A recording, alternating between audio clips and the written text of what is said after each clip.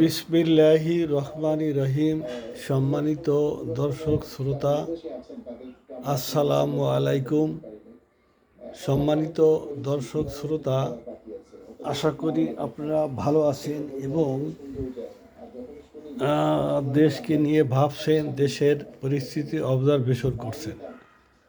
আমরা লক্ষ্য করেছি যে এক সময় বিশেষ দুইটি দলের একটা দৌরাত্ম্য ছিল। এক সময় বলতে এই অন্তর্বর্তীকালীন সরকারের আমলেই বর্তমানে দুইটি বড় দলের বেশ দৌরাত্ম্য ছিল। তাদের উৎপাতে মানুষ অতিষ্ঠ হয়েছিল।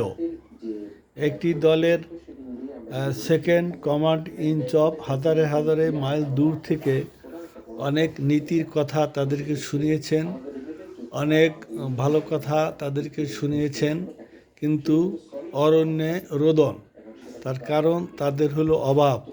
তারা দীর্ঘ 16 বছর জুলুম নির্যাতনের শিকার হয়ে জেল হাজত খেটেছেন এবং তাদেরকে কারামুক্তি করতে তাদের ধন সম্পদ হারিয়েছেন।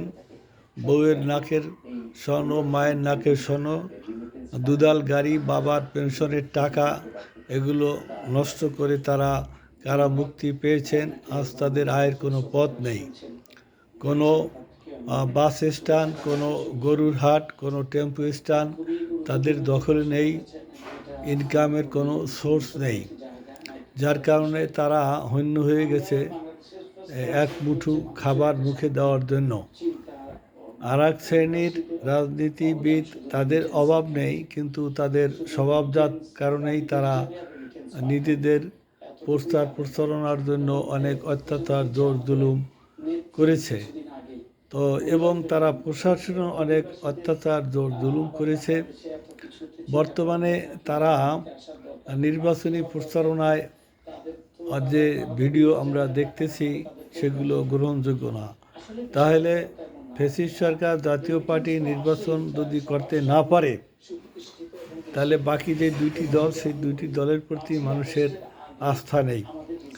জানি না ফেব্রুয়ারিতে নির্বাচন হোক, এটা আমরা চাই। এই ফেব্রুয়ারি নির্বাচনে কারা ক্ষমতায় আসবে, এটা আমাদের খুব সংশয়। আমাদের দেশনেত্রী খালেদা জিয়া, তিনি অসুস্থ শুনতেছি, তাকে অতি শীঘ্রই লন্ডন নিয়ে যাবেন। আমরা দোয়া করি তিনি সুস্থ হয়ে দেশে ফিরে আসেন।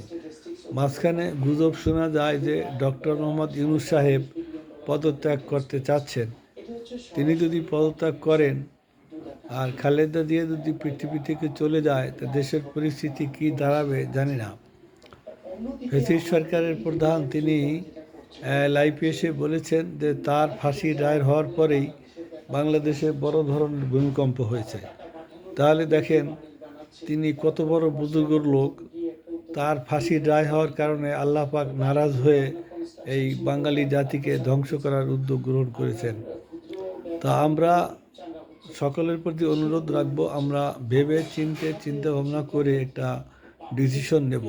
আমরা সবাই মিলে যদি দেশটাকে গড়ে তুলি এবং অন্তর্বর্তীকালীন সরকারকে সহায়তা করি, তাহলে আমরা 26 সালে একটি সুন্দর গণতান্ত্রিক দেশ উপহার দিতে পারবো।